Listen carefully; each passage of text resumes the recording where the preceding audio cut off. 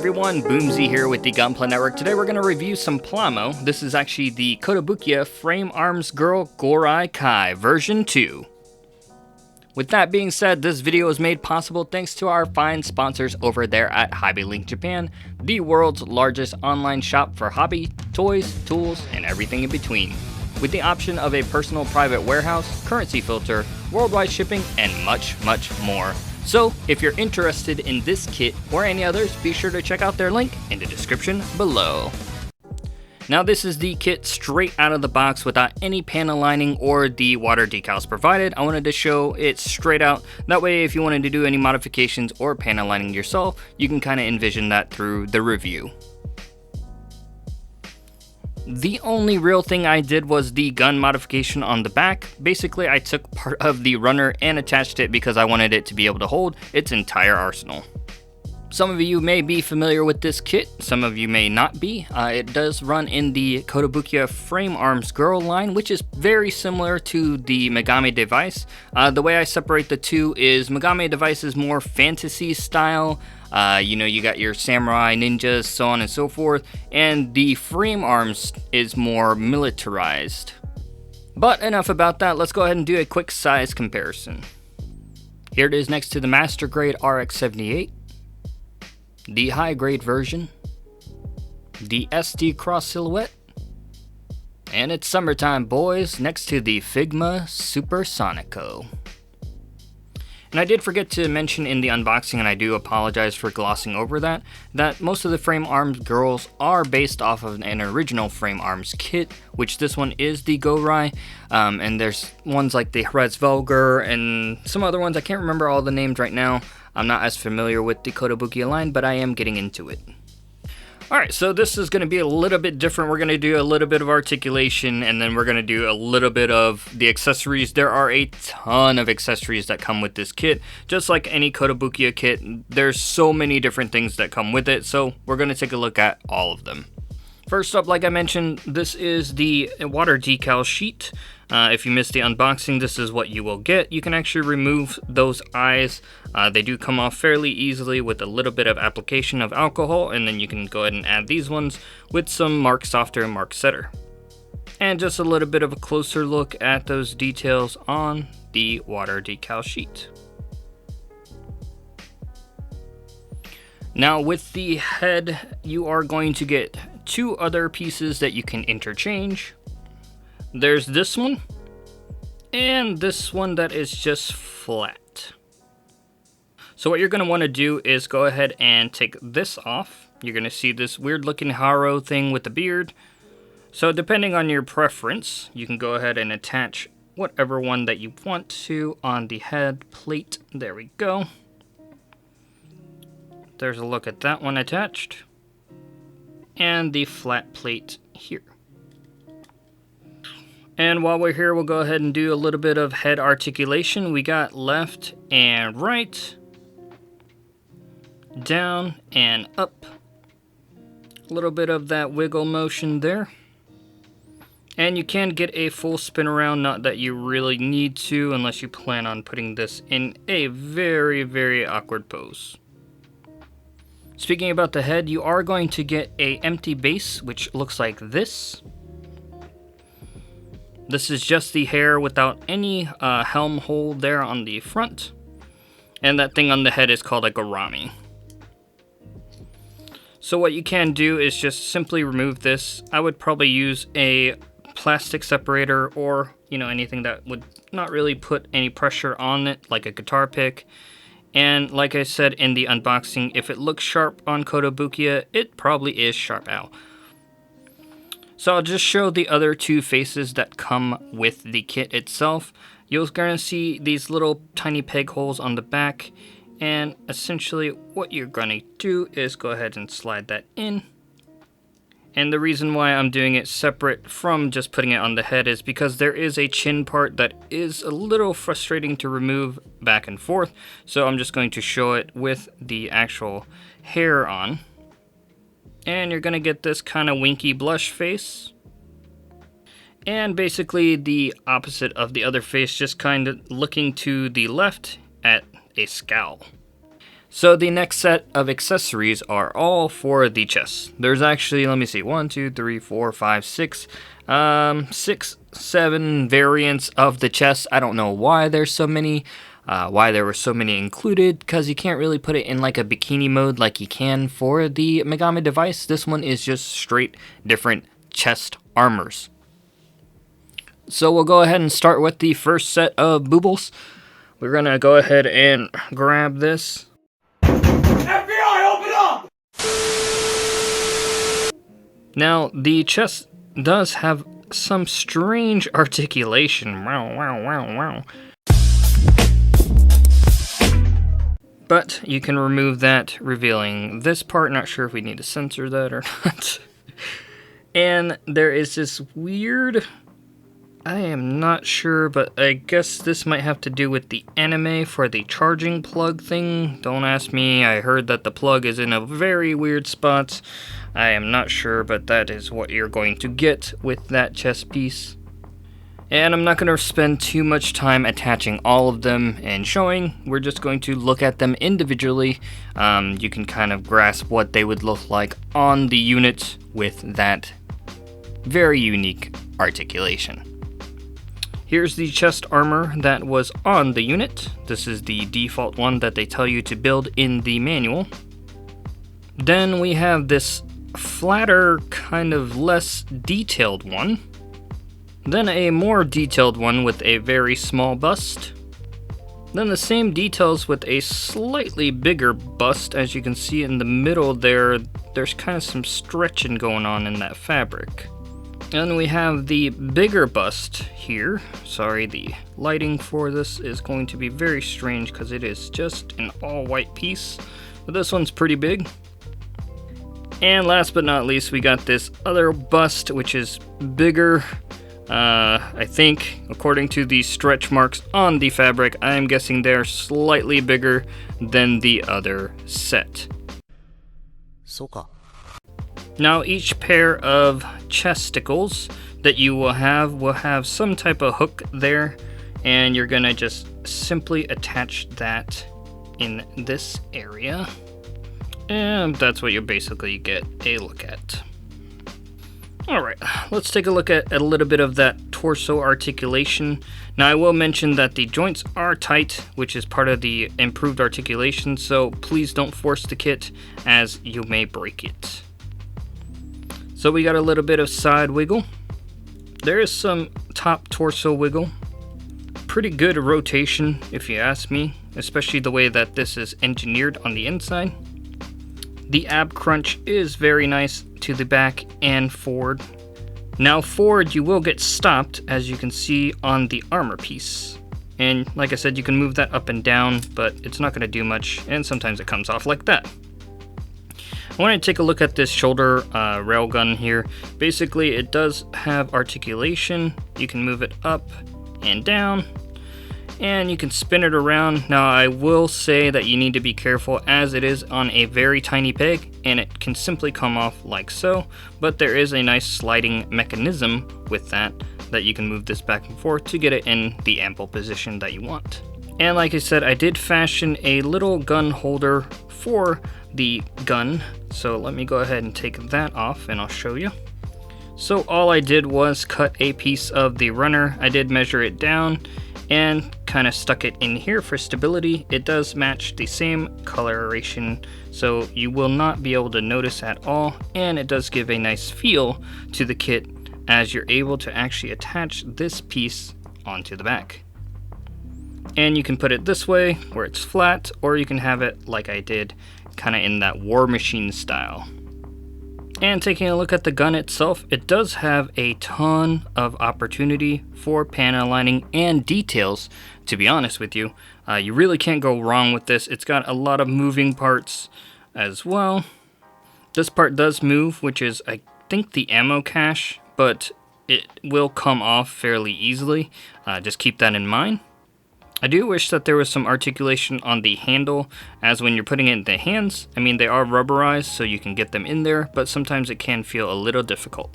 Alright, so I did remove the back thrusters there, or the backpack, so used to saying back thrusters with Gunpla, just to show some of the articulation. So you'll see that this part is a little strange. It's actually where the shoulder connects, so that is going to depend on where your shoulder is and how tight it actually is on the unit itself. And this causes some blockage onto the unit itself when you're actually doing some articulation, and you can hear how tight those joints are, which is good, but like I said, please do be careful and don't snap your kit.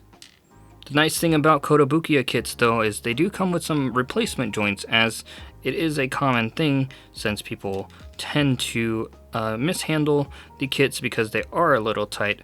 But this shoulder gimmick here, I'm not a big fan of. I wish they would have improved that with the articulation, but I get the original design. It is tight when you have it in this motion, but as soon as you start moving the arm out, you can see how easily that is coming off from there. So we'll go ahead and do a bicep flex, again with the rotation.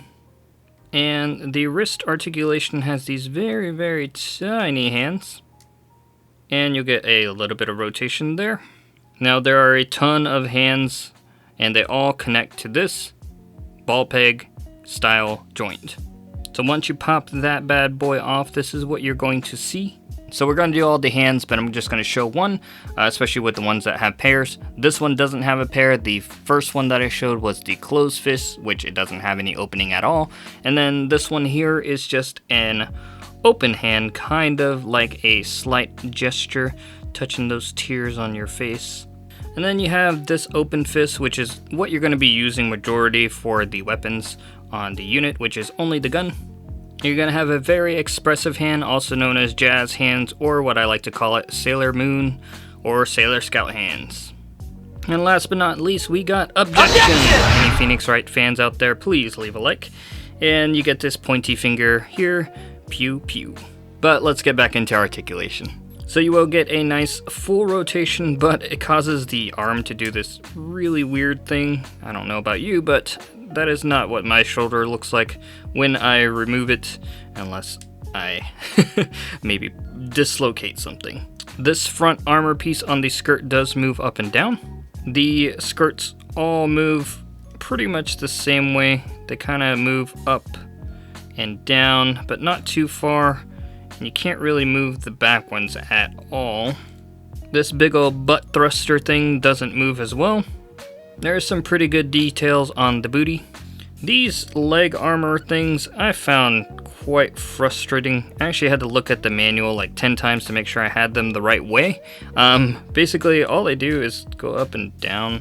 I mean, they protect those sacred thighs, but my goodness, this is not great. The details on the front are okay, but on the back they were just like, nah. Nah, we don't care. So to get a full kick forward, you are going to have to leave the skirt up, and you're gonna kick, and like I said, the armor's gonna get in the way, but you can get a full kick forward. The bend at the knee is a little tight because of the joints. You're gonna get stopped if you leave those little wheelies there, but you can move the wheelies down, and you're gonna get a full-on tiger knee. There's some really nice part separation from the knee with the armor movement. And like most Kotobukiya kits, you're going to see some seam lines that may bother some of the veteran Plamo builders, but you can go ahead and clean those up very easily. And the kick to the back, pretty good as well. And again, the Gourai girl is definitely doing some squats. Now you will notice that there are these little peg holes everywhere on the unit, which is really cool because you can interchange the parts pretty much wherever you want them to go, especially on the other frame arms girls, like this combat knife. Very simple design on this. You just basically put it into the sleeve, and you can pretty much take that out. And there you have a little knife out.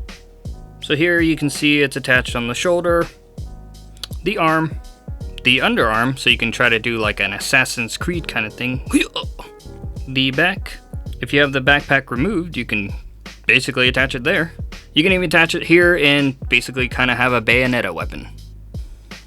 I'm sure somebody's going to ask me, but yes, you can attach it to that headpiece that has the hole in it to try to make a unicorn knife blade thing. Not sure. Blah, blah, blah, blah, blah. Now, generally, the stanky leg for the Gundam can move up here, but since this is on a ball peg, which pretty much locks in that inner thigh, we're not going to get the normal stanky leg that we would normally get.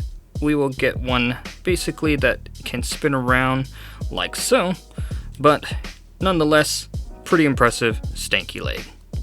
There are some optional knee armor, which you just simply pull that off. Be careful because these things can stress easily, but you're going to take this other knee and go ahead and attach that. And it's just basically a more minimalistic style for the knee armor. And last but not least are the tank style wheels and the feet that are actually pretty interesting. So you may not notice right away, but these are very, very tiny and they have some stability issues, which this helps out a lot. Underneath you'll see kind of like a wheelie style, and you can pull that up and down, which covers this and is supposed to help with stability, but it really doesn't. And those wheels are just kind of held on with the peg. I wanted to take that off so I could show the articulation that the ankle pretty much has. It does get a little blocked there, and you will get that full rotation, that up and down, and just a little bit of that side to side. I don't really see the point of bringing it in this other mode, as it doesn't really help. It actually makes it a little bit worse. So I would just go ahead and leave it here and either put it in the tank mode with the wheels back, or get it onto an action base. Now the little wheelies, they have their own little articulation, which is pretty cool. I wish that these were more mechanical, but I guess that would have been too many pieces, and most likely we would have complained about it being too many pieces, or fragile if it was.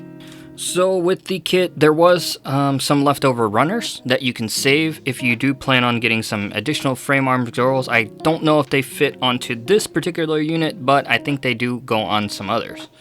Like I said, there are a few replacement parts. Like I said, these are part of those PC runner parts, so keep these around. And here's the runner with the extra joints. Some extra armor pieces left on this one. Not sure if they fit anywhere, but I guess I can cut them all and just put them in a baggie and try it out a little bit later. And on this runner, I was actually kind of disappointed. There's some freaking cat ears and a bunch of other hair accessories that are not compatible with this particular kit. So I really wanted to see if we could get these cat ears, but there's no filler for this part left on any of the runners anywhere, so I'm not sure which one that goes to. If you know in the comments below, please let us know. There were two other incomplete pieces. I actually cut off the wrong one. There's another railgun for the shoulder, or the shoulder cannon. I keep calling it a railgun. Basically the gun that goes on the shoulder, but there's no other parts to complete this. As you can see, I kind of left all the nubs on it, so maybe we'll modify this later. And there's a incomplete canister, which is the same as the other one. Let me grab that one. So the one on the gun is gray, but you can also use this black one, which doesn't really look too bad. I like the color separation with the gray one, and there's no additional piece on the runners anywhere. Yeah, this is not cleaned up at all before somebody rages in the comment. There's no additional piece for the centerpiece, so I left it kind of separated, but they are together. And just a little part of the bonus for the video for you guys. Basically, I have a MSG part, which is part of the Kotobukiya line.